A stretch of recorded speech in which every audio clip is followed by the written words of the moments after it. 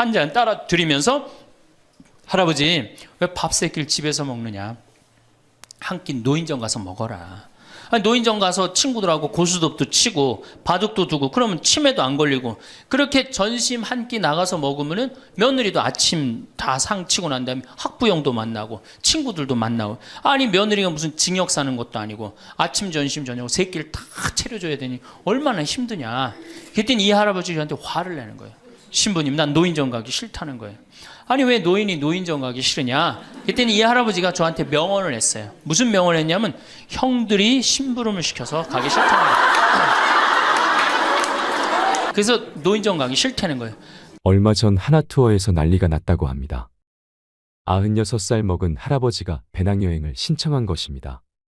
하나투어에서 이 사태를 어떻게 해야 하나 고민하다가 할아버지한테 전화를 했습니다. 할아버지 96세는 배낭여행이 안 됩니다. 그랬더니 할아버지께서 화를 내시면서 걱정하지 말아라. 난 아들하고 가니까 우리 아들이 다 잘해줄 거다 하더랍니다. 그러자 여행사와 아들이 몇 살이신데요 했더니 우리 아들은 이제 70살이요. 애기요 애기라고 말하셨다지요. 우리는 앞으로 살아갈 날이 많습니다. 21세기는 노인의 시대라는 말이 있지요. 그러니 지금부터라도 노후를 잘 준비해 나가야 합니다. 황창현 신부님께서는 나중은 없는 거라고 말하십니다. 인생은 기다려주지 않는다고 하지요. 나중에 언제 쓰려면 언제 써. 지금 써야 돼 라고 말하십니다. 황창현 신부님한테는 마지막 죽음을 앞둔 분들, 많은 암 환자들이 찾아온다고 하는데요. 그런데 90대는 찾아오지 않고 대개 60대 신분들, 50대 후반분들이 많이 찾아온다고 합니다. 그럼 이분들이 이런 얘기를 한다고 합니다. 신부님 저 30년 동안 토요일 일요일도 없이 휴가도 없이 뒤도 안 돌아보고 앞만 보고 살아왔습니다. 이제 돈도 많이 벌었고 자식도 다 키워놔서 이제서야 호강하려고 마음먹었는데 그래서 이제 여행도 다니고 그러려고 그러는데 밥 좀 먹으면 속이 이상해서 병원에 가보니까 암이라고 하네요. 몸에 다 퍼졌는데 3개월밖에 안 남았답니다. 신부님 돈은 있는데 저한테는 이제 시간이 없어요. 3개월밖에 안 남았대요 했답니다. 그런데 이런 분이 한둘이 아니라는 겁니다. 그래서 그분들이 마지막으로 하는 얘기가 뭐냐 하면 젊었을 때 그럴 수 있었는데 젊었을 때 여행 다닐 수 있었고 젊었을 때 좋은 일 할 수 있었고 젊었을 때 쉴 수 있었는데 왜 나한테 그렇게 가혹하게 했는지 모르겠다고 그렇게 바보같이 살다가 결국 암으로 세상을 떠난다고 그러면서 신부님 강론이 그전에는 구구절절이 안 들어왔는데 암에 걸려보니까 왜 신부님이 갈비 먹고 싶으면 지금 사 먹으라고 얘기하는지 이제 알 것 같다고 말하며 눈물을 흘렸다고 합니다. 그런 분들에게는 더 이상 시간이 없습니다. 그래서 인생은 기다려주지 않는다고 하나 봅니다. 노후의 후회로 눈물을 흘리는 분들을 보면서 우리는 참 많은 걸 깨달을 수 있습니다. 이 영상을 보고 계신 여러분들도 내게 주어진 매일의 시간을 오늘이 내일 같고 내일이 오늘 같고 무료하게 그렇게 허비하면서 살지 않으셨으면 좋겠습니다. 오늘을 뜨겁게 사세요. 오늘을 행복하게 사세요. 황창현 신부님의 행복 특강을 통해 인생의 지혜, 노년의 지혜를 찾는 시간이 되시길 바랍니다. 영상이 마음에 드신다면 구독과 좋아요 부탁드리겠습니다. 그리고 내 곁에 소중한 이들에게 이 영상을 공유해 주세요. 21세기는 여성의 시대입니다. 여성이 깨어나야 정말로 우리 사회가 건강해지고 우리 나라도 건강해지고 가정도 건강해지고 교회도 건강해집니다. 근데 이 여성들이 깨닫지 못하는 게 있어요. 지금 내 자식을 잘 키우면 늙어서 호강할 거라는 무의식 속에 착각이 있습니다. 또 하나는 내가 이루지 못한 꿈을 자식이 이룰 수 있을 거다, 이루어 줄 거라는 착각을 해요. 그런데 자식이 10살까지만 자식이라고 그래요. 10살 넘어서부터는 뭐예요? 자기 의견이 있고 자기 생각이 있고 자기 주장이 있으면서 떠나가기 시작하죠. 떠나가고 계속 떠나가는 거예요. 끝까지. 나이를 먹으면 먹을수록 가까워지는 게 아니라 어떻게 돼요? 나이를 먹으면 먹을수록 점점 멀어지는 게 자식입니다. 그러니까 21세기에 이 노인의 시대가 이제 도래를 했습니다. 불란서는 120년 만에 고령화 사회로 진입을 합니다. 근데 우리나라는 26년 만에 진입을 해버려요. 무슨 얘기냐?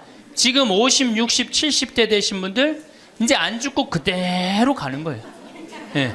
그냥 불란서는 120년 동안 고령화 사회가 되면서 조금 죽었다가 보충되고 죽었다 보충되면서 조금씩 늘어났는데 우리는 그대로 이제 안 죽으면서 그대로 다 같이 가는 거예요.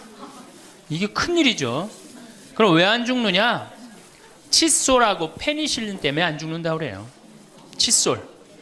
이 칫솔이 나오기 전에는 이들이 다 상하니까 먹지 못하니까 빨리 죽잖아요.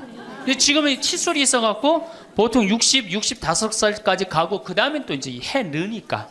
그러니까 안 죽는 거예요. 영양 잘 공급되겠다. 페니실린이 있어갖고 뭐 병 들면 금방 고치겠다. 안 죽는 거예요. 얼마나 안 죽느냐? 지금부터 제가 하는 얘기를 잘 들으시기 바랍니다. 제가 경기도 광주 능평 성당에 본당 신부로 있을 때 87살 먹은 루시아 할머니가 있었어요. 근데 이 할머니가 6.25 때 남으로 넘어왔어요. 근데 6.25 때 남편이 세상을 떠났어요. 그리고 아들 둘을 서울대 고대 상경대학을 졸업을 시켰어요. 혼자서 이렇게 아들들을 둘 다 은행장을 하고 있고 얼마나 할머니가 출세를 했어요. 그런데 이 할머니하고 아들 출세한 건 전혀 상관없어요. 이 할머니가 77부터 방에 들어누웠어요. 그러니까 10년 동안 방에 들어놓으면 무슨 생각밖에 안 들어요. 외롭고 정말로 아침부터 밤중까지 가만히 들어놓여 있는데 무슨 삶의 낙이 있겠어요. 살 만큼 살았는데. 그러면 내가 이제 할머니 손을 꼭 붙잡고 뭐라고 그러냐면 할머니 걱정하지 마세요. 내가 성당 가서 어떻게 좀 해볼 테니까 걱정하지 마세요. 제가 그렇게 이제 할머니하고 공동체를 한 6개월 동안 했는데 6개월 만에 아들이 밤에 전화가 왔어요. 신부님 우리 어머니 돌아가실 것 같다는 거예요. 왜 그러냐 그러니까 화장실에서 넘어져갖고 갈비뼈 2대가 부러진 거예요. 근데 이 할머니가 87인데 몸이 말랐어요. 갈비뼈 2대 부러지면은 그 나이에 똑 부러졌다고 그러는데 거의 즉사예요. 80 넘어갖고 뼈 부러지면 뼈가 안 붙어서 죽는 경우가 되게 많거든요. 그래서 내가 이제 병자 가방을 들고 쫓아갔어요, 할머니한테. 그랬더니 할머니가 막 숨을 몰아 쉬더라고요. 그래도 제가 보좌 신부를 16,000명, 13,000명 이런데 보좌 신부도 하고 본당 신부도 한 4,000명, 5,000명 해갖고 또 병자 성사를 많이 해갖고 딱 보면 알아요. 3개월 갈 거다, 한 달 갈 거다. 그래서 내가 아들한테 그래요. 한 3개월 갈 것 같으니까 3개월 정도 준비하라. 그럼 3개월에 어김없이 딱 가는 거예요. 근데 그 할머니를 딱 보는데 그날을 못 넘기겠더라고요. 그래서 이제 할머니 손을 붙잡고 할머니 나하고 오늘 못 넘길 것 같으니까 나하고 총 고해성사 하자. 할머니 하느님이 열심히 믿었고 좀 아들들 훌륭하게 잘 키웠고 매일 그렇게 묵주기도 했으니까 내 생각에는 할머니 직천당이다. 오늘 돌아가시면 바로 오늘 하늘나라 올라가시는데 가면은 요셉 성인도 보고 베드로 성인도 보고 싶은 남편도 보고 성모님도 보고 예수님도 보고 내 안부도 전해줘라. 바로 가니까. 네. 할머니는 내 손을 꼭 붙잡고 뭐라 그러냐, 신부님 그동안 너무 고마웠다는 거예요. 올 때마다 사탕도 갖고 오고 선물도 갖고 오고 내 얘기도 들어주고 그래도 외롭지 않게 신부님 왔을 땐 행복했다는 거예요. 그래서 이제 내가 할머니 손을 잡고 할머니 장례미사 내가 잘 해줄 테니까 강론도 잘하고 걱정하지 말아라. 하여튼 직천당 가서 이제 안부도 전해주고 내가 강론 잘 해줄 테니까 걱정하지 말고 잘 가셔라. 할머니는 그동안 너무너무 고마웠다. 그러면서 이제 서로 손을 꼭 잡고 죽기로 이제 합의를 이제 봤어요. 이제.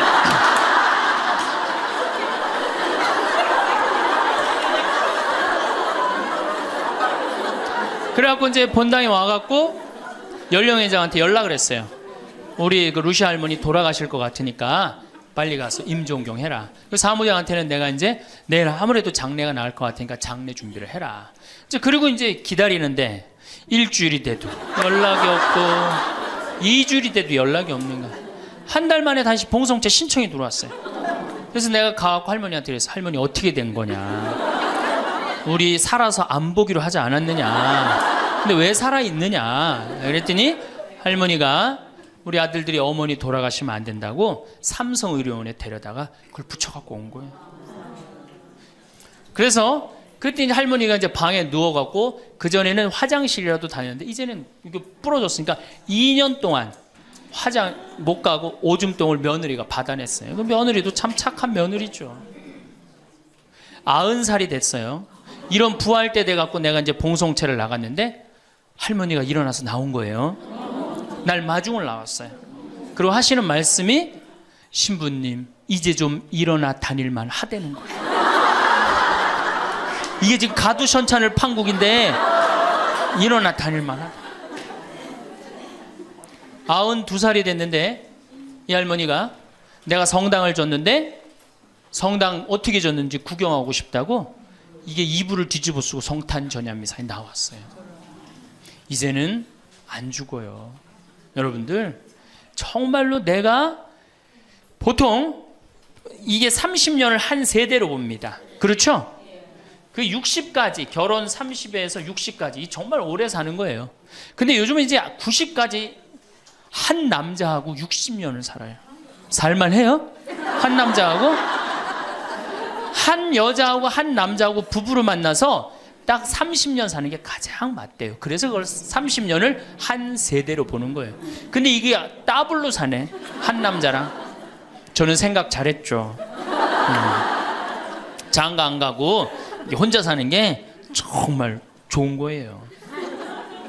또 내가 그 능평성당에 있으면서 겪었던 일인데 이 할아버지가 73살이야. 요셉 할아버지가 73살인데 며느리가 나보다 1살 어려요. 또 마침 우리 고향 사람이야. 그래서 아주 참 내가 이뻐했죠, 마음으로. 근데 이 며느리가 애를 4을 낳았어요. 그게 참 착해요. 누가 봐도. 그래서 다 효녀라고 그랬어요. 효부라고 그러고. 그 이렇게 보면은 정말로 성당도 열심히 나오고 시어머니 시아버지도 잘 모시고. 근데 나한테 와서 이제 개인적으로 신세 한탄을 할 때는 그러는 거예요. 신부님 시집살이 하기 너무 힘들다는 거예요. 우리 시어머니 시아버지는 아침 점심 저녁으로 따뜻한 밥만 원한다는 거예요. 8명을 아침 점심 저녁 밥 세끼를 한다고 생각해 보세요. 힘들겠어요? 안 힘들겠어요? 여러분들 힘들겠죠? 네. 그래서 내가 이제 그 마음으로 이제 새기고 할머니 할아버지들을 모시고 온천을 간 적이 있어요. 다 온천을 이제 끝나고 난 다음에 이제 우리 할아버지가 이제 73살 먹은 요셉 할아버지가 막걸리를 근사하게 드시더라고. 그래서 내가 할아버지한테 그랬어요. 한 잔 따라 드리면서 할아버지 왜 밥 세끼를 집에서 먹느냐? 한 끼 노인정 가서 먹어라. 아니, 노인정 가서 친구들하고 고스톱도 치고 바둑도 두고 그러면 치매도 안 걸리고 그렇게 전심 한 끼 나가서 먹으면은 며느리도 아침 다 상 치고 난 다음에 학부형도 만나고 친구들도 만나고 아니 며느리가 무슨 징역 사는 것도 아니고 아침 점심 저녁 세 끼를 다 차려줘야 되니 얼마나 힘드냐. 그랬더니 이 할아버지한테 화를 내는 거예요. 신부님 난 노인정 가기 싫다는 거예요. 아니 왜 노인이 노인정 가기 싫으냐. 그랬더니 이 할아버지가 저한테 명언을 했어요. 무슨 명언을 했냐면 형들이 심부름을 시켜서 가기 싫다는 거예요.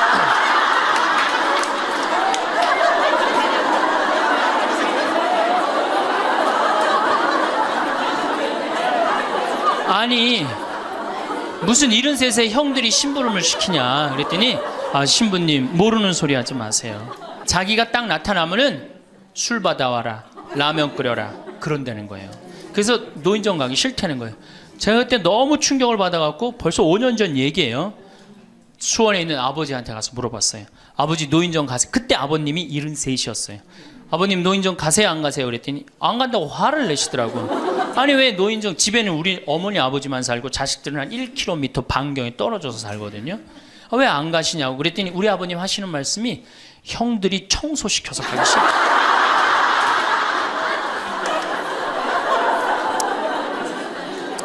제가 알아보니까 75살 이하를 청노인이라고 그래요. 청년 노인이라는 거예요. 청년 노인. 이제 안 죽어요. 제가 여기 3년 전에 수원 고등동 성당에 95살 먹은 할머니가 오셔갖고 래프팅 하고 가셨어요. 배 타는 거 있죠? 그래서 내가 그때 그랬어. 할머니 참 죽기 전에 이렇게 래프팅도 하고 가니까 너무 좋다고 그랬더니 그 할머니가 나도 원이 없다고 이렇게 이 나이에 래프팅 배 타고 강에 래프팅을 했다고. 작년에 97인데 또 와서 또 하고 갔어요. 그러니까 여러분들 100살 산다는 거 지금 막연한 얘기가 아니에요. 여러분들 100살 산다는 게 확실하게 여러분들은 앞으로 남은 인생이 50년 남아있어요. 이렇게 오래 살 줄 모르고 지금부터 이제 중요한 얘기예요. 지금부터 잘 들어요.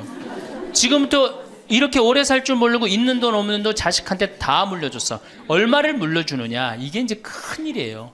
자식 대학 하나 졸업시키는데 2억 5천 들어갑니다. 둘 졸업시키면 5억이에요.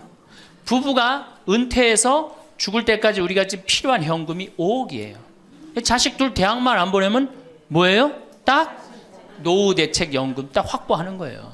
그런데 우리가 지금 자식들 정말로 보낼 애들을 대학에 보내느냐. 지금 여러분들 20대 실업자가 100만 명이 넘어요. 걔네들 다 대학 나온 애들이에요. 독일은요, 얘가 똑똑하고 안 똑똑하고 중학교 때 갈라버려요. 그래서 대학 나오는 사람 별로 없어요. 그리고 중학교 때 머리 나쁜 놈은 어떻게 해? 기술 배워갖고 기술을 배워갖고 월급 별 차이 없어요. 근데 우리는 돌머리든 돌머리가 아니든 다 대학을 가잖아요. 그러니 이름으로 대학은 나왔고 기름칠하는 일을 하기 싫고 그 취직을 안 하는 거죠. 이걸 한량이라고 그럽니다. 한량.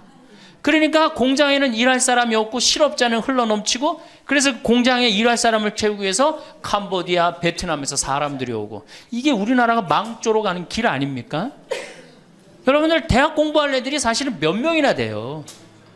그러니까 내가 깡통이야. 깡통인지 안 깡통인지 여기 지금 젊은 엄마들 꽤 왔는데 딱 보면 알아요, 몰라요? 알죠? 내가 정말로 1등을 하는 애인지 꼴등을 하는 애인지 금방 드러나잖아요. 여러분들이 포기를 못해서 그렇지. 이 깡통한테 있는 돈 없는 돈 다 쏟아붓어. 그래갖고 이 깡통이 천재가 되면 모르는데 겨우 원서만 넣으면 되는 대학을 나왔단 말이야. 그래갖고 취직을 못해. 그래갖고 놀고 있어. 근데 중요한 건 내 주머니가 이 깡통한테 쏟아 넣느냐고 내 주머니가 뭐가 됐어? 깡통이 됐어. 이 집 뭐 하는 집안이에요? 깡통 차는 집안 되는 거예요. 생각 잘 하셔야 됩니다. 태양은 두 번 아름다워요. 뜰 때 아름답고 질 때 아름다워요. 근데 태양은 제가 뜨는 태양을 아주 구름 한 점 없는 뜨는 태양을 보면 뜰 땐 후딱 떠버려요. 이상하게. 근데 질 때 보면은 참 하염 없이 쳐요. 우리 인생하고 똑같아요. 우리도 태어날 때 귀한 대접을 받고 죽을 때 귀한 대접을 받아야 돼. 근데 태어날 때는 후딱 뜨는데 이게 죽을 땐 60부터 죽지도 않으면서 참 하염없이 진단 말이에요. 그러니 여러분들 이렇게 돈도 안 모아놓고 죽지도 않고 이 문제 심각하지 않아요? 황창현 신부님의 행복 특강이 어떠셨나요? 유튜브로 황창현 신부님의 강연을 한 번이라도 접하신 경험이 있으신 분들은 황창현 신부님의 매력에 빠져나오지 못하실 텐데요. 살짝 어설픈 듯 하면서도 그 순수함에 정감이 가고 재미나고 꼭 필요한 말씀을 해주신다는 생각에 하루에도 몇 개씩을 매일 듣는 분도 많으실 거라 생각합니다. 황창현 신부님께서는 주로 노년의 행복에 대해서 말씀을 하시는데 하나같이 귀에 꽂히는 말입니다. 아, 나도 나이 들어가고 있구나 하는 묘한 기분도 들지요.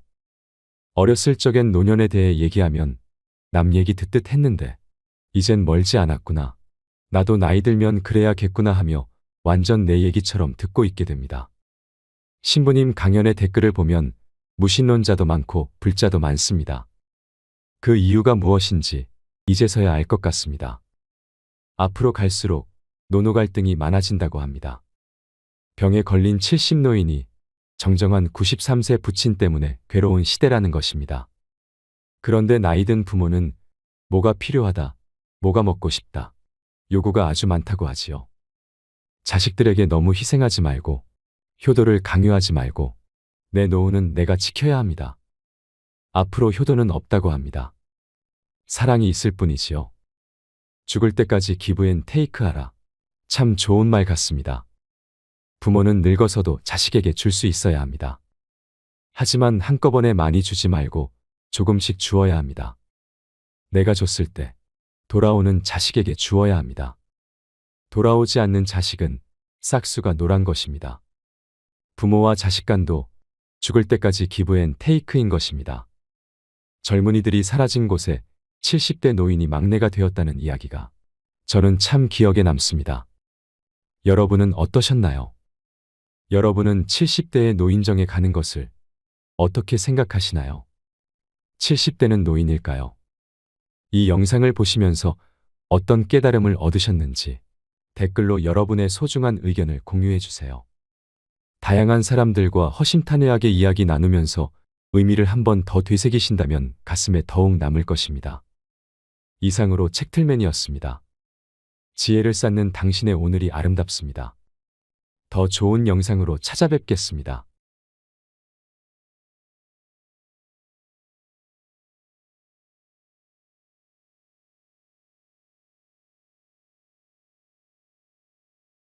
우리나라 남자들은 부인을 위한 이벤트를 할 줄 몰라요. 그러니까 이게 어떻게 있느냐 하면 가을 젖은 낙엽 땅바닥에 붙어 있듯이 쫙 부인한테 붙어 있으면서 밥 새끼 따박따박 그냥 받아 먹고 끝난단 말이야. 설거지를 하기라나 뭘 하기라나. 그러니 미치는 거죠. 설거지를 하기라나 뭐 사랑한다고 말을 하기라나 뽀뽀를 해주기라나 그냥 소리나 뻑뻑 지르고 침부림이나 시키고. 나이 먹어갖고 돈이 없으면 자신이 없어져요.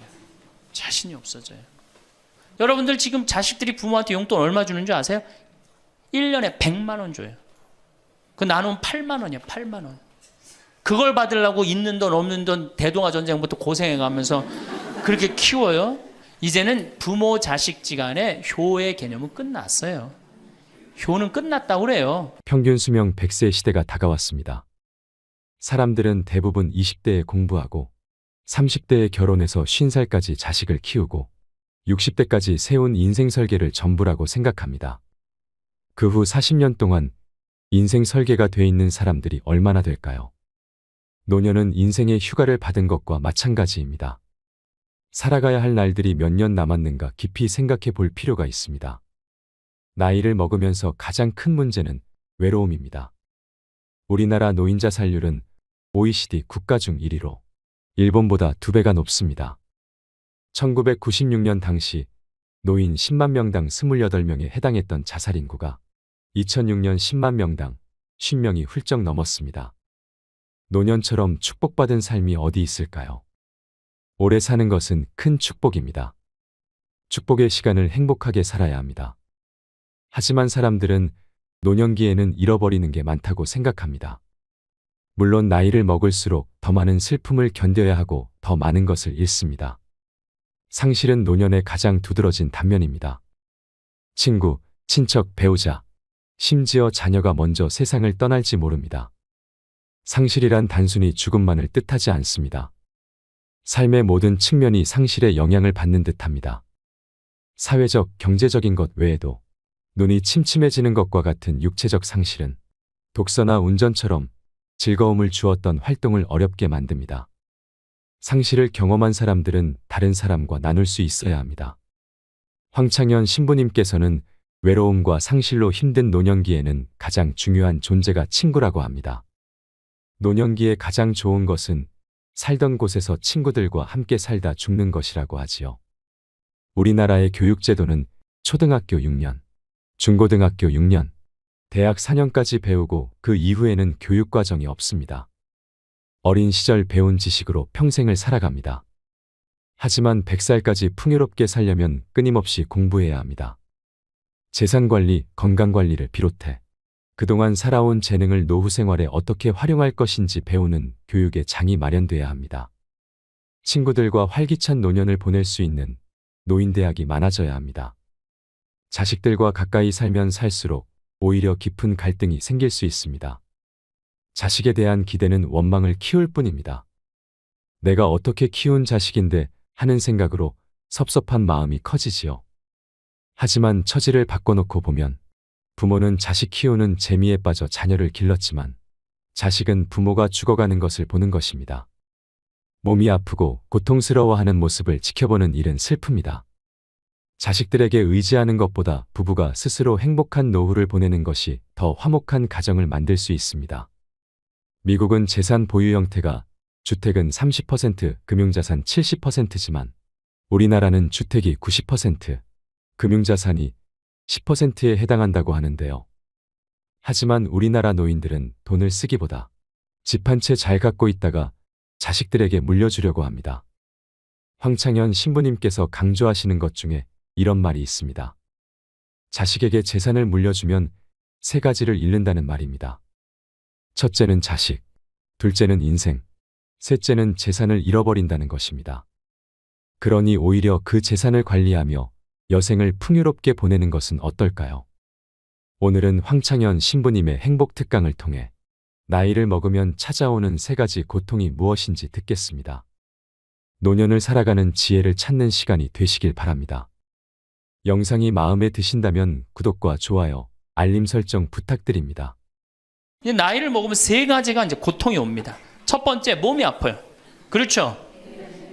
60년, 70년 썼으면은 눈도 안 보이고, 귀도 안 들리고, 허리도 아프고, 그렇죠? 네, 아픈 데 많아요. 그러니까 자꾸 짜증을 부립니다. 짜증을 자꾸 부리고 신경질을 자꾸 부려요. 그러니까 할머니들이 나이를 먹으면 먹을수록 도사가 돼야 되는데 나이를 먹으면 먹을수록 점점 애가 돼가는 거예요. 그러니까 손자 손녀들이 맨날 할머니 보고 우리 할머니 맨날 신경질 부린다고. 생각해보세요. 머리 하얗지, 얼굴 쭈글쭈글해지, 이빨은 빠져갖고 여기도 쭈글쭈글해지.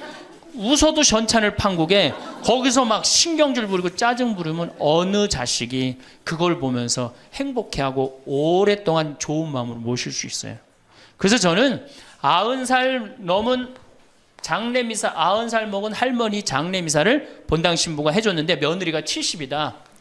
그러면은 본당 신부는 장례미사 하자마자 바로 교황청에 연락해갖고 이 70 먹은 며느리, 90살까지 모시고 산 이 며느리 바로 교황청에 연락해서 시성식 해줘야 돼. 이 며느리. 본당 신부 꼭 할 일이에요. 기적심사 필요 없어요. 그냥 90살까지 모시고 산 것만 해도 뭐예요? 기적이에요, 기적. 안 버리고.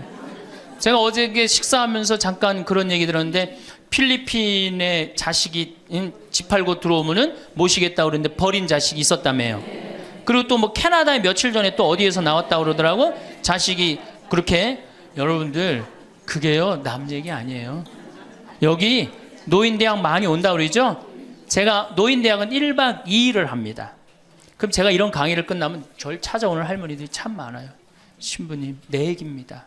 그러면서 쫙 얘기하면 어떤 자식까지 있느냐면 생활 그 보조금 나오는 것까지 뺏어가는 자식들이 있어요. 여러분들 얘기야 무슨 아이고 여러분들 지금 자식 걱정할 때가 아니에요. 자, 몸이 아프면은 이제 이가 이제 문제가 생겨요. 그렇죠? 치과에를 갑니다. 치과에를 갔더니 의사 선생님이 하시는 말씀이 할머니 틀니로 하려면 300만 원, 걸으려면 500만 원, 임플란트로 하려면 3천만 원입니다. 이 돈 있어요, 없어요? 없습니다. 그러니까 추석 전에 아들한테 전화를 합니다. 한 달 전에 얘야 내가 요새 이가 아파갖고 소화도 안 되고 골도 아프고 잠도 안 온다. 그럼 아들놈이 딱 알아들어야 돼요. 우리 어머니 이가 없어서 나한테 이해해달라나 보다. 이렇게 알아들어야 되는데 지금 40대, 50대, 30대 된 자식들 중에 자기 어머니, 늙은 노모, 노부, 어금니 몇 개 빠진 거 아는 사람 얼마나 있어요? 없어요. 열어보지 않는 한 얼마나 알아요? 여러분들 지금 우리 엄마, 아버지 어금니 정확하게 몇 개 빠진 거 아는 분들 몇 분이나 계세요? 없어요. 얼마 전에 한 분이 손 들고 나는 안다고 그러더라고. 어떻게 하냐고 그러니까 몽창 빠져갖고 하나도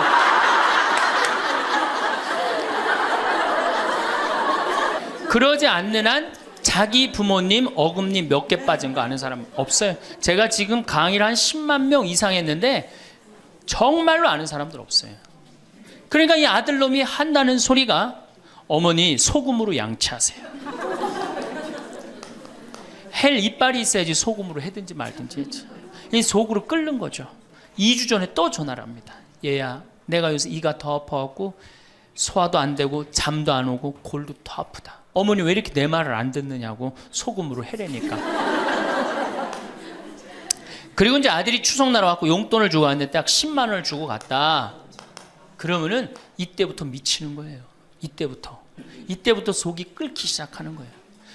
젊었을 때는 자식 키우는 재미로, 보는 재미로 그렇게 했는데 지금은 이제 내 몸 하나도 이제 건사하기 힘들고 죽지도 않으니까 막 속이 막 미치는 거예요. 어디 가서 얘기하고 싶은데 창피해요, 안 창피해요?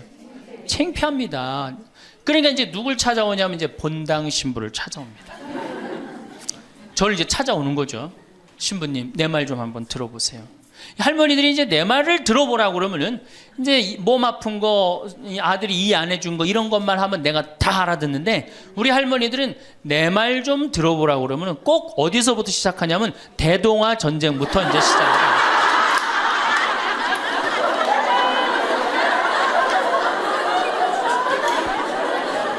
이래야지 이제 속이 풀리는 거예요.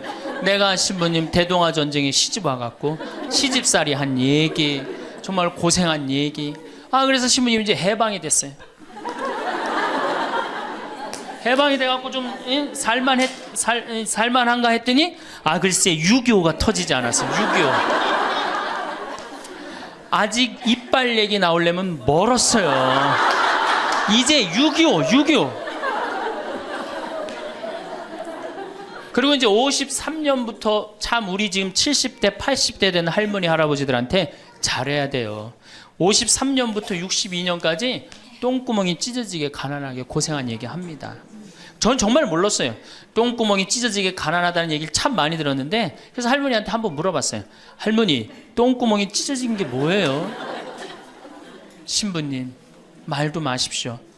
6.25 전쟁 때 여러분 2차 세계대전에 쏟아놓은 폭탄을 그거 남은 폭탄 다 우리나라에 다 쏟아붓어요. 그러니 전쟁 끝나고 뭐가 있어요? 전부 다 폐허가 돼갖고 아무것도 없죠. 가을에 우리나라가 한 85% 이상이 소장농이에요. 겨우 자기 해 먹을 거 그것밖에 안 됐어요. 전쟁 끝나고 9월에 이제 추수를 합니다. 9월에 추수를 하면 먹을 게 언제 떨어져요? 2월에 떨어져요. 그럼 보리는 언제 펴요? 5월에. 여러분도 오시면서 보리밭 보셨어요? 보리밭 이렇게 있는 거. 5월에 이제 보리가 피면은 2, 3, 4, 5월을 견뎌야 되는데 먹을 게 있어요? 없죠. 그러니까 산에 풀뿌리 캐서 먹고 나물 캐서 먹고 그것도 모자라면 이제 뭐를 캐서 먹느냐면 소나무 껍질 안에 하얀 속살 그거를 이제 벗긴다 그래요. 그걸 벗겨갖고 말린다 그래요. 말려갖고 그걸 간대요. 할머니들 옛날 할머니들 생각나시죠? 그걸 갈아갖고 국에 넣어서 먹으면 국이 빨간데 국을 먹으면 배가 부르대. 또 거기다 밥을 해서 먹어도 배가 그렇게 부르대. 옛날엔 배가 고파 죽겠는데 배 부르면 최고 아니에요. 배는 이제 먹었는데 이제 배는 부르는데 문제는 이게 섬유질이 엄청나게 강한 거예요.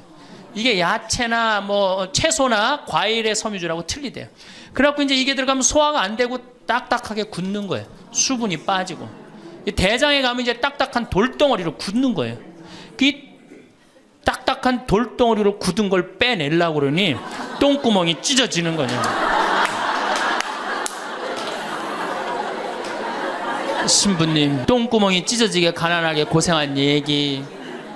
그리고 이제 내가 자식들을 이제 내 자식만은 고생을 시키지 않으려고 정말 내가 먹고 싶은 거, 쓰고 싶은 거, 다니고 싶은 거 안 하고 논 팔고 소 팔고 정말로 고생해서 내 자식을 키워놨는데 내가 늙어서 이해해달라고 그러는데 아니 이 10만 원을 갖다 줬습니다. 신부님 억울해서 못 살겠다. 분해서 못 살겠다. 그 얘기를 해요. 이 얘기가 사실 남 얘기가 아니에요. 제 얘기예요. 제 얘기. 제가 아버님 70살 때 종합검진을 해드렸어요. 종합검진을 이렇게 해드렸는데 깜짝 놀랐어요. 결과를 보고 어금니가 하나도 없으신 거예요. 어금니가 하나도 없어. 그래서 아버지 제가 맨날 이렇게 갈비집에 가서 갈비 사드릴 때 뭘로 드셨느냐고 그랬더니 아들 신부가 사주는 거라 앞니로 그냥 대충 씹어갖고 삼켰다는 거예요. 정말 기가 막히죠. 내가 전국에 다니면서 강의를 이렇게 했는데 내 아버지 입 빠진 건 모르고 참 창피하더라고요. 그래서 마침 내가 이제 치과 의사 하나를 세례를 줬어요. 그래서 불렀어요. 내가 너 세례를 줬는데 내가 네 세례를 주면 내가 네 영적인 아버지다. 근데 우리 육적인 아버지가 이가 하나도 없다. 돈은 내가 요것밖에 없으니까 네가 아버지다 생각하고 완벽하게 해놔라. 뭐 가장 정성을 들여서 해놔라. 내가 뭐 그 병원도 축성도 해주고 다 해줬으니까. 그래갖고 정말 아버지 하듯이 아버지라고 그래라 그냥. 그래 아버지 하듯이 거의 1년 동안 매주일 공사를 한 거죠. 그래갖고 완벽하게 해드렸어요. 그 다음부터 이제 갈비집에 가도 이제 심지까지 뜯어 드시고, 그 다음부터 이제 지리산 꼭대기까지 뛰어 올라갔다 뛰어내렸다는 거예요. 두 번째, 친구가 없어요. 이거 아주 중요한 겁니다. 몸 아픈 거. 우리나라가 OECD 국가 중에 노인 자살률이 1위입니다. 누구보다 높아요? 일본보다 2배가 높아요. 일본은 고독사 하기로 유명한 나라예요. 늙어서 혼자 죽기로 유명한 나라예요. 근데 우리나라는 그 나라보다 자살률이 2배가 높아요. 왜? 경제적인 이유 때문에. 왜? 여러분들 여기 이제 할머니 할아버지들 몇 분 계신데, 자, 내가 돈에 주머니가 없어. 그럼 바깥에 나가고 싶어 안 나가고 싶어요? 당연히 안 나가고 싶어요. 아, 내가 저 모임에 나가갖고 뭐 한번 얻어 먹었어. 그 다음에 내가 그 친구한테 사줘야 되는 내가 돈이 없어. 그 다음 만나게 돼요 안 만나게 돼요? 나이 먹어갖고 돈이 없으면 자신이 없어져요. 자신이 없어져요. 그러니까 여러분들 자식 초등학생이 학원비가 50만 원, 지금 중학생이 70만 원, 고등학생이 90만 원이에요. 그러면은 내가 이 90만 원 중에 20만 원만 떼어서 어머니 용돈 줘봐. 우리 어머니 신나서 살걸? 근데 내 자식 학원비 90만 원 안 아까운데 부모 30만 원 용돈? 여러분들 지금 자식들이 부모한테 용돈 얼마 주는 줄 아세요? 1년에 100만 원 줘요. 그 나누면 8만 원이야. 8만 원. 그걸 받으려고 있는 돈 없는 돈 대동아 전쟁부터 고생해가면서 그렇게 키워요. 이제는 부모 자식지간의 효의 개념은 끝났어요. 효는 끝났다고 그래요. 많은 사회학자들이 효는 끝났다. 사랑만 남아있다는 거예요. 이 얘기도 이제 제가 곧 할 거예요. 자, 친구가 없으니까 속이 좁아져요. 그렇겠어요? 안 그렇겠어요? 아니, 친구들이 있으면 얘기도 좀 하고 속도 풀고 그러면 속이 좀 이게 맺혔던 것도 풀잖아요. 집안에서 이제 친구가 없으니까 가만히 방 안에서 이제 뒷방 벽에 이제 어느 학자가 우리나라 노인을 뭐라 그래? 쥐처럼 깜깜한 방에서 웅크리고 앉아있다고 그래요. 우리 할머니들이 내가 봉송체 가면 하고 있는 일이 깜깜한 방에서 진짜 웅크리고 앉아있어요. 쥐처럼. 그러니까 할 일이 뭐가 있어? 벽에다가 인생 복귀하는 거죠. 대동아 전쟁 생각하고 한숨 한 번 쉬고, 6.25 생각하고 한숨 한 번 쉬고, 이빨 안 해준 거 생각하고 한숨 한 번 쉬고, 여름에 냉면을 먹고 싶어. 그러면은 큰아들이 사줄래나 둘째 아들이 사줄래나 막내 아들이 사줄래나 기다리는데 한 놈도 안 사줘. 그러면 언제 그걸 갖고 있다가 터트려요? 추석 때 터트립니다. 내가 옆집 할망구는 그 자식들이 와서 갈비도 사주고 냉면도 사줬다는데 나는 자식이 6, 7인데 나한테 냉면 사주는 자식 하나도 없다고. 냉면이 얼마나 해요?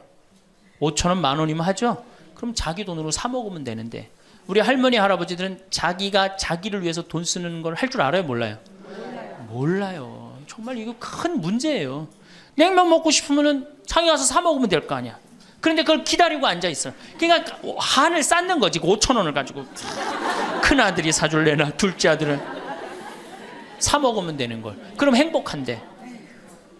그래갖고 이제 냉면 못 얻어 먹은 거 아들이 이제 퇴근해 갖고 들어옵니다. 아들이 퇴근해 갖고 들어오면요, 참 문제는 뭐냐면은 아들이 들어오면은 어떻게 하면 돼? 내가 여러분들 나이 먹어갖고 싸움을 안 걸면요, 자식들이 말을 안 해줍니다. 그러니까 아들하고 싸움을 거는 거예요. 너 이빨 10년 전에 안 해줘갖고 나 이거 쪼글쪼글 해갖고 이제 아무것도 못한다 그러더라. 아들이 듣다 어머니 그만하세요. 한 번만 하면 100번째예요. 그럼 이게 안 먹히나 보다 그래서 방에 들어왔고 또 이제 벽에다 복귀한 것 중에 그래 냉면 못 얻어 먹은 거 들고 쫓아나가. 옆집 할망구 냉면도 얻어 먹었다는 난 냉면도 못 얻어 먹었다. 그럼 아들이 한마디 합니다. 어머니 그러려면 나가 죽어라. 몸 아프죠? 친구 없죠? 뭐만 남으냐면 자존심만 남습니다. 근데 그 자존심에 나가 죽어라? 그럼 미치는 거예요. 어디 가서 자식이 나가 죽으라고 그러는데 얘기할 때가 있어요 없어요? 여러분들 나가 죽으라고 그러는 거 아들이 50%, 며느리가 16%, 딸이 14%, 그 다음에 늙은 부부가 서로 나가 죽으라고 20%. 나가 죽으라는 말 듣는 비율이 그렇대요. 그냥 어디 가서 얘기하긴 창피하고 또 이제 본당 신부를 또 찾아옵니다. 이제. 그래서 저한테 얘기를 해요. 신부님 내 말 좀 들어보라고. 이제 할머니가 이제 또 내 말 좀 들어보라고 그러면 이제 또 대동아 전쟁부터 이제 시작을 합니다. 해방, 6.25, 똥구멍이 찢어지게 가는. 내가 이렇게 키웠는데 나부로 나가 죽으라고 그런다고. 이제 늙었으니까 필요 없다고 나부로 나가 죽으라고 그런다고. 여러분들 그런 소리 이제 듣습니다. 왜 죽지도 않고 이렇게 오래 사느냐고 분명히 자식들한테 그런 소리 들어요. 100살까지 산다고 생각해봐요. 그것도 자식한테 얹혀서 100살 산다고 생각해보세요. 이제는 자식하고 늙어서 같이 산다는 생각은 꿈도 꾸면 안 돼요. 늙어서 이제 나 어떻게 살아야 돼? 나 혼자 자식한테 폐 안 끼치고 오래 사는 게 누구하고 좋은 관계 유지하는 거야? 자식하고 좋은 관계 유지하는 거예요. 어쨌든 나가 죽으라고 그러니까 이제 미치는 거죠. 그래갖고 이제 다 듣고 이제 할머니가 나한테 그래. 신부님 나 꽃동네 좀 바래다 줄라. 난 자존심 상해서 저 집에서 도저히 못 살겠다. 그럼 내가 할머니한테 그래. 할머니 꽃동네 아무나 가는 게 아니에요. 안 돼요. 그저 새벽에 그 꽃동네 앞에 내려다만 주면 그 다음부터 내가 다 알아서 할 테니까 신부님은 꽃동네 앞에까지만 바래다 달. 내가 이제 다 듣다가 할머니한테 그래요. 할머니 그 자식 키웠을 때 속상한 적 있었어요 없었어요? 속상한 적 많았죠. 7살 10살 미운 오리 새끼 그때 말 안 들을 때 할머니 그 아들한테 속상하면 뭐라고 그러셨어요? 그렇지 나가 죽어라 그랬죠. 네. 할머니 그냥 나가 죽으라고만 그랬어요? 아니요 나가 되져라. 그러면 7살 10살 먹은 자식이 자존심이 안 상했겠느냐. 자존심이 상했지만 그 아이는 참고 살았다. 너무 엄마가 천하의 엄마가 나가 죽으라 했지만 나갈 때가 있어야지 걔가 나갈 거 아니야. 자존심이 상했지만 참고 살았다. 이제 누구 차례다? 할머니가 참고 살 차례다. 아들도 나가 죽으라 그랬을 때 참고 살았다면 이제는 할머니가 나가 죽으라 할 때 참고 살 차례다. 지금 나가면 누가 할머니를 걷어줄 거냐. 오로지 부모라는 이유 하나로 한 집에 살아주는 것만 해도 고맙게 생각하고 할머니가 할머니의 노년을 할머니의 남은 생애를 준비하지 못한 할머니 잘못이다. 누구 탓할 거 아무것도 없다. 그럼 무슨 생각을 하는지 가서 참고 살아요. 참고 살아야지 어떻게 할 거야. 이제 안 죽으면서 진짜 문제가 발생합니다. 여기 뒤에 계신 분들 잘 들으세요. 우리나라는 안사람, 바깥사람 제도가 있어요. 그렇죠? 그래갖고 안사람은 안에서 애 놓다 죽었어요. 그렇죠? 애 키우다. 우리나라 지금도 변함없습니다. 안사람은 안에서 애 키우냐고 정신이 없어. 남편 신경 안 씁니다. 바깥사람 바깥에서 돈 벌다 죽었어요. 옛날에는 부부 갈등이 없었어요. 왜? 만날 일이 있어야지. 안사람 안에서 애 놓다 죽고 바깥사람 바깥에 돈 벌다 죽었으니까 만나야지 갈등이 생길 거 아니야. 서양은 20대만 나왔고 안 맞으면 30대 바꾸고 30대만 나왔고 안 맞으면 40대 바꾸고 40대만 나왔고 안 맞으면 50대 바꾼 부부가 애인같이 살아요. 근데 우리는 한 번도 맞춰본 적이 없어. 위해 준 적도 없고. 제가 재작년에 그 스톡홀름을 여행을 갔었는데 비행기 시간이 오래 좀 하루를 거의 기다렸어야 돼요. 그래서 이제 저녁 비행기를 타려고 저녁 한 5시쯤에 라운지에서 이제 음식을 시켜서 먹고 있는데 내 앞에 60쯤 된 초로의 할아버지하고 초로의 할머니가 서로 끌어안고 뽀뽀를 하는데요. 이 남자가 이 이마 눈에다 뽀뽀 한번 하고 I love you 하니 하고 입에다 뽀뽀하고 I love you 하니 하고 목에다 뽀뽀 1시간 이렇게 쪽쪽 빨아요. 걔네들은 그렇게 살고 그렇게 살아야만이 살아요. 근데 우리는 안 사람은 안에서 애 키우다 죽고 바깥 사람은 바깥에서 돈 벌다 죽으니까 서로 사랑을 할 시간이 없어. 근데 상관없었어. 왜? 평균 연령 38세 46세 때는 아무 문제 없었어요. 그렇죠? 죽으면 끝이니까. 근데 이제 안 죽으면서 문제가 발생을 해요. 직장에서 넌 이제 그만 사회에서 쓸모가 없으니까 집으로 가라. 그래갖고 이 바깥 사람을 고홈 집으로 보낸단 말이야. 그래갖고 이제 안방에 이제 이 바깥 사람이 딱 앉아 있는 거예요. 그래갖고 안방에서 안 사람이 되는 거예요. 집안에 안 사람이 둘이 되는 거예요. 이게 아내가 뭐에 태양이라는 뜻이거든요. 집안의 태양을 아내라고 그러잖아요. 아니 집안의 태양이 둘이니 이게 사이가 좋아요. 그리고 우리 남자들이 여자한테 하니 I love you 뽀뽀 쫙쫙 했다면서 그렇게 해요. 여러분들 사랑한다는 얘기 들어요 안 들어요? 이게 우리의 큰 문제예요. 사랑한다는 말도 안 듣고. 이 우리나라 남자들은 부인을 위한 이벤트를 할 줄 몰라요. 그러니까 이게 어떻게 있느냐면 가을 젖은 낙엽 땅바닥에 붙어 있듯이 쫙 부인한테 붙어 있으면서 밥 새끼 따박따박 그냥 받아먹고 끝난단 말이야. 설거지를 하기라나 뭘 하기라나. 그러니 미치는 거죠. 그러니까 할머니들이 저한테 아니 진짜 할머니들이 그런 얘기 많이 해요. 아유 정말 30년 40년 동안 밥 해야 되는 거 지겹다고. 지겹죠. 설거지를 해기래나 뭐 사랑한다고 말을 해기래나 뽀뽀를 해주기래나 그냥 소리나 뻑뻑 지르고 침부림이나 시키고. 근데 이 할아버지가 어떤 할아버지가 갑자기 심장마비로 죽었어요. 그냥 얼마나 할머니가 좋아. 심장마비로 죽었으니. 병원에 가니까 의사가 딱 청진길 대더니 아유 할아버지 돌아가셨다고 심장마비로. 이제 간호사한테 다 처리해갖고 냉도실로 모시라고. 영안실로. 그래갖고 이제 영안실로 이렇게 할머니가 이제 이렇게 할아버지 뒤를 따라가는데 이 할아버지가 가다가 깨어난 거예요. 깨어나갖고 이제 할머니가 뒤 따라온단 말이야. 그러니까 아우 나 좀 살아났으니까 얘기 좀 해달라고 막 그러니까 이 할머니가 못 들은 척.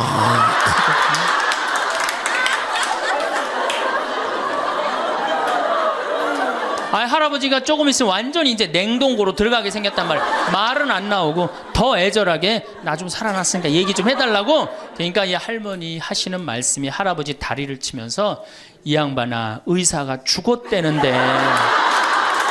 왜 이렇게 말이 많으냐고. 반대로 우리 여성들, 우리나라 이 여성 아내들이 남편한테 잘하느냐? 여러분들 남편한테 잘하세요? 여러분들 남편이 바깥에 나가면 왕 대접받는 남편이 얼마나 있을 것 같아요? 없습니다. 그럼 층층샷 나가면 섬기는 사람이에요. 굽신거려야 되는 사람이고. 근데 아침에 출근할 때 정말로 내 남편이 전쟁하러 나가는데 정말로 왕 대접하고 내보낸 부인이 얼마나 돼요?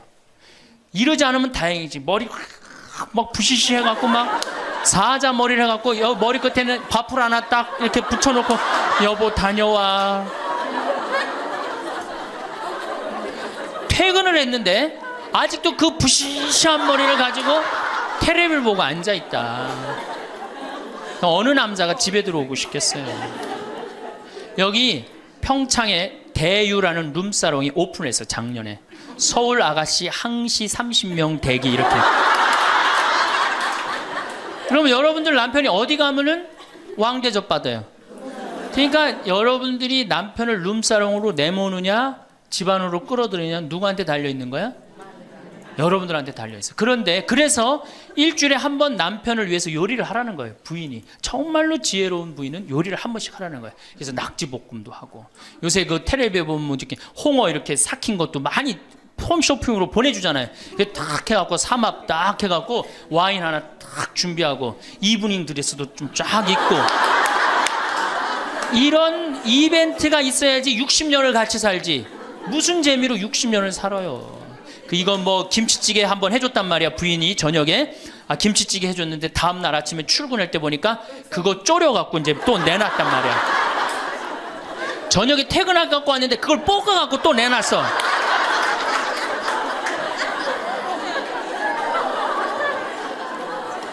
여러분들 자식한테 쏟는 거 반만 남편한테 해보세요.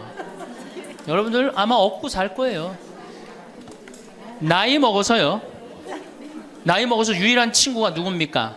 남편이고 아내밖에 없어요. 제가 평택에서 본당 신부를 할 때 할머니 한 분이 남편이 평생 바람 피고 노름하고 술 먹고 나가서 딴살림했어요. 근데 이 할아버지가 늙어갖고 중풍이 걸린 거예요. 중풍이 걸려갖고 반신불수가 되고 집에 들어온 거예요. 그러니 이 할머니가 믿겠어요? 안 믿겠어요? 밉죠. 나만 보면은 빨리 죽었으면 좋겠다. 매일 입버릇처럼 했어요. 그러니까 이 할아버지가 또 말도 못하는 중풍이 이제 와갖고 고해성사를 이제 이렇게 할머니하고 할아버지하고 같이 들어와요. 그래갖고 이제 할머니가 이제 할아버지 잘못한 걸 다 나한테 얘기를 해줘요. 그러면은 할아버지가 그걸 받아들이면 되는데 안 받아들입니다. 할머니를 때리는 거예요. 내가 언제 그랬느냐. 그러니 난 내가 봐도 야, 저 할아버지 양심도 없구나. 그냥 젊었을 때 저러더니 늙어서 고해를 대신까지 해주는데 얼마나 고마워. 그런데도 그냥 그 할머니를 때리고 저렇게 구박을 하니 참 정말 빨리 죽었으면 좋겠다. 그런 생각을 했어요. 근데 그 할아버지가 돌아가셨어요. 마침 내가 있을 때. 그래서 내가 장례 미사를 해주고 할머니 손을 꼭 잡고 그랬어요. 할머니 이제 그동안 고생 많이 했으니까 이제 편안하게 집에 가서 이제 행복하게 쉬시라고 남은 여생. 그래갖고 이제 할머니를 보냈는데 그 밤 11시에 할머니가 전화를 했어요. 신부님 우리 집에 좀 와달라는 거예요. 한참 자는데. 왜 그러시냐고 그러니까 그 병상에 누워있던 남편이 없으니까 이 집이 그렇게 무섭고 쓸쓸하고 외롭고 허전하다는 거야. 지금 빨리 와서 기도를 해달라는 거야. 그래서 자다가 또 옷도 갈아입고 이제 내가 가고 그 할머니 이제 안수기도 해주고 이제 손잡고 기도해주고 오면서 늙어서 남편이 죽는다. 그날로 여러분들은 아무것도 아니에요. 완전히 홀로 되는 거예요. 그러니까 정말로 귀하게 지금 자식을 귀하게 해줘야 돼. 남편을 귀하게 해줘야 돼. 그러니까 오늘 당장 집에 가고 학원 끊어요. 학원 끊고 대학 다닌 자식 있으면 당장 휴학시키세요. 자, 맨 마지막으로 이제 돈이 없어. 이게 이제 제일 큰 문제죠. 그렇죠? 돈만 있으면 어때요? 해요? 자식하고 관계가 굉장히 좋습니다. 돈만 있으면. 어느 정도로 좋으냐? 작년에 내가 여기 우리 생태마을에 콩을 계약 재배를 했어요. 계약 재배를 했는데 1억 원어치 정도 콩을 샀어요. 그런데 제가 무슨 일이 좀 생겨갖고 돈이 없어졌어요. 있던 돈이. 그 돈이 이제 한 2달이나 3달 후에 나오는데 농민들은 빨리 돈을 달라는 거예요. 이 계약 재배해갖고 왜 안 주냐. 그래갖고 쩔쩔 매는데 꼭 요맘때예요. 우리 어머니가 딱 오시더니 아들이 막 쩔쩔 매고 사람들이 막 농민들이 왔다 갔다 하는 걸 보고 왜 그러시냐고 신부님. 그래서 내가 원래 계약 재배를 했는데 돈이 원래 한 2억이 들어오기로 했는데 그 돈이 안 들어왔고 내가 지금 못 줘서 지금 너무너무 당황스럽다고 그냥 그 얘기만 저는 했어요. 근데 어머니가 일주일 동안 있기로 하셨는데 그날 그냥 집에 가시더라고요. 우리 누나한테 가자 그랬더니 차로 가셨어요. 다음날 어머니가 전화를 하셨어요. 신부님 내가 그 돈 해서 보냈다는 거예요. 하루 만에 어머니가 그 엄청난 돈을 해서 보낸 거예요. 아들이 그냥 뭐 그런 거 고생하는 거 보기 싫은 거지. 그래갖고 그 돈을 해갖고 싹 일주일 만에 싹 정리했어요. 나는 어머니가 얼마나 고마운 줄 몰라요. 저는요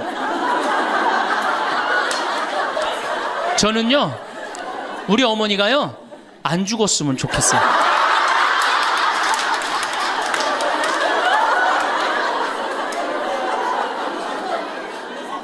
얼마나 좋아요. 은행이 이렇게 꿔주겠어요? 은행이 꿔줘요? 그러니까 나이를 먹어갖고 자식한테 줄 수 있는 게 있어야 돼요. 근데 한꺼번에 다 주면 안 돼. 조금씩. 그리고 그 자식이 나한테 돌려주는 게 있는 자식한테 줘야지 줬는데 안 주는 자식은 싹수가 노란 거예요. 그래서 그 자식한테는 주지 말고 내가 줬는데 나한테 준다. 그럼 그 자식한테 계속 잘해주면. 그래서 저는 어머니하고 자식 지간이 기브 앤드 테이크야. 죽을 때까지 기브 앤드 테이크를 해야지 서로 행복한 거예요. 네. 그래서 우리 자식들은 용돈 많이 드립니다. 어머니 아버지한테. 우리 어머니 아버지 이렇게 한 1년에 받는 용돈을 가만히 들어보니까 한 연봉 한 2천만 원 정도 되더라고요. 2천만 원이면 괜찮잖아요. 그럼 그 돈 당신 위해서 씁니까? 또 누구한테 써요? 자식들한테 다. 그러니까 서로 좋은 거예요. 기브 앤드 테이크. 이제 굉장히 지혜로워야 돼요. 노년을 행복하게 맞아요. 근데 돈이 없어. 그러면 이때부터는 천덕꾸러기 되는 거예요. 내가 프랑스 파리 쌍젤리제 거리를 가보니까 루이비통 구찌 있는 거리예요. 그렇죠? 쌍젤리제 거리 가보니까 거기서 저녁에 와인을 마시는 사람들은 할머니 할아버지밖에 없어요. 젊은 사람 꿈도 못 꿉니다. 우리나라 명동에 누구만 득실거려요? 젊은 애들이 득실거리죠? 이거 문제예요. 걔네들이 뭘 했어요? 돈을 벌었어요. 사회를 위해서 일을 했어요. 6.25를 겪었어요. 우리나라 경제 발전을 이뤘어요. 아무것도 한 거 없는 애들이 무의미하게 돈을 쓰는 거예요. 그러니까 사회가 불안정한 거예요. 이태리 로마의 라보나 광장이라고 있어요. 라보나 광장에 가보면요, 거기도 저녁에 할머니 할아버지 팔짱 다 7, 8분이 팔짱 끼고 숄 딱 거치고 와요. 그리고 와인 마셔. 젊은 애들은 꿈도 못 꿔요. 제가 오스트리아 비엔나에 비올라 공부하는 아이 너 내가 맛있는 거 사줄게. 제일 좋은 데 가자. 그랬더니 시청 근처가 제일 식당이 좋대. 17명이 밥을 먹는데 15명이 할머니, 할아버지. 젊은 애들 어디 있냐 그랬더니 내가 밥 먹고 보여드리겠습니다. 그랬더니 밥 먹고 시청 뒤에 공원에 가니까 젊은 애들이 우유하고 빵하고 그렇게 밥을 때우더라고요. 전심을 다 그렇게 때워요. 젊은 애들 왜 식당, 여기 젊은 애들이 식당에서 밥 꿈도 못 꿉니다. 스포츠카 할머니, 할아버지들이 타고 다니지 젊은 애들 못 타고 다닙니다. 근데 우리나라는 명동에 가면 할머니, 할아버지 없는데 어디 가면 할머니, 할아버지 볼 수 있어요? 그렇죠. 탑골공원에 가면 거기서 배식 받아서 밥 먹고 있는 거. 이게 세상이 거꾸로 돌아가는 거예요. 나무는 뿌리가 튼튼해야지 나무도 튼튼합니다. 그렇죠? 나무가 튼튼해야지 열매도 튼튼한 거예요. 우리 사회도 할머니, 할아버지들이 행복해야지 누가 행복할 수 있어? 내가 행복할 수 있어. 내가 행복해야지 누가 튼실해? 열매가 튼실한 열매가 나오는 거예요. 근데 지금 우리나라 사회는 뿌리가 썩어가고 있어요. 뿌리도 썩어가고 나무도 썩어가고 당연히 모두 썩어가요? 열매도 썩어가는 거예요. 지금 썩어가고 있어요. 자, 우리나라가 178개 국가 중에 행복지수가 102등이에요. 102등. 왜 102등이겠어요? 태어나면서부터 글자 공부하기 시작해. 유치원 특목 유치원 다녀. 영어 배워. 중국어 배워. 일본어 배워. 초등학교 가서 이 학원 저 학원 시달려. 공부 못하면 완전히 나쁜 놈이야. 이 세상에서 정말 부모한테 불효자야. 중고등학교 그래서 딱 자괴감 느껴. 대학교 가서 또 취직해야 돼. 그냥 죽어라고 입사 시험 보는데 실업자가 100만 명, 20대가 넘어. 대학을 졸업해도 취직도 못해. 그리고 어떻게 해서 결혼을 했는데 부모 돈 얼마를 뺏어요? 우리나라가 결혼 자금이 1억 7천만 원 들어가요. 미국 2,700만 원이에요. 그러니까 누구 돈 다 되는 거예요? 부모가 있는 돈 없는 돈 다 해주는 거. 미국은 안 해줍니다. 일본도 안 해줍니다. 일본의 부모가 어떤 부모가 훌륭한 부모예요? 결혼식 때 10만엔 부조하는 부모 훌륭해요. 100만 원 부조하는 부모가 훌륭한. 그 더 이상 안 해줘요. 근데 우리는 있는 거 없는 거 다 해줘. 그렇죠? 있는 거 없는 거 다 해줘. 근데 자식이 죽으면 딱 좋은데 죽지도 않고 그걸 받은 은혜를 알아 몰라요. 받은 놈들은 끝까지 모릅니다. 이 열매 벌써 썩었어요. 그러니까 결혼해서도 자식 키우느냐고 고생, 집 얻느냐고 고생, 늙어서도 제대로 노년을 행복하게 즐기지 못해. 여행도 못 다니고 뒷방에 웅크리고 있어. 애들 때도 괴롭고 결혼해서도 괴롭고 늙어서도 괴로워. 그러니까 행복지수가 몇 등이야? 102등이에요. 이게 다 누가 만들어내는 거예요? 여성이 깨어나야 되는 거예요. 여성이 깨어나야지 우리 사회가, 저는 이 세상에서 대한민국처럼 살기 좋은 나라 없다고 생각해요. 누가 뭐라도 대한민국이 세계에서 제일 살기 좋아요. 음식점에 가면 물 공짜로 주는 나라 어디밖에 없어요? 대한민국밖에 없어요. 다 사 먹어야 돼요. 이 환경 하나만 해도 기가 막힌 거예요. 더 기가 막힌 거 뭔지 아세요? 아니, 밥 먹었는데 커피도 공짜로 줘. 이게 정말 좋은 나라예요. 근데 왜 우리가 다 불행하다고 느끼느냐? 이 질서가 무너졌기 때문이에요. 여러분들은 노년에 행복한 노년을 가져야 돼. 그래서 제가 이제 다음 시간에는 어떻게 하면은 우리가 행복하게 살 수가 있느냐. 도대체 내가 성당을 나가는데 내가 도대체 행복이 뭔지 모르고 지금 살아간다는 문제가 있죠. 예수님이 뭐라고 그랬어요? 행복하여라. 그래서 다음 시간에는 행복에 대한 이야기를 하도록 하겠습니다. 감사합니다. 황창현 신부님의 강의가 어떠셨나요? 나이를 먹으면 3가지 고통이 찾아온다고 하는데요. 첫 번째는 몸이 아프고, 두 번째는 친구가 없고, 세 번째는 돈이 없다고 합니다. 이것을 반대로 말하면 건강을 관리하고, 친구를 잘 사귀거나 혼자서도 잘 사는 방법을 터득하고, 자식에게 다 주지 말고 노후 자금을 잘 관리하면 행복한 노후를 보낼 수 있다는 말도 될 수 있겠지요. 늙는다는 것은 그저 비참하고 슬픈 일일까요? 나이 들어서 행복이 뭔지도 모르고 살아간다면 그것만큼 불행한 것은 없을 것입니다. 그러니 지금부터라도 지혜로운 노후를 보내기 위한 준비를 해나가야 합니다. 나이 먹으면 찾아오는 3가지 고통을 어떻게 잘 해결해 나갈 것인지 생각해 보셨으면 좋겠습니다. 건강하고 외롭지 않고 부족함 없는 노년이 되시길 바랍니다. 이상으로 책틀맨이었습니다. 지혜를 쌓는 당신의 오늘이 아름답습니다. 더 좋은 영상으로 찾아뵙겠습니다.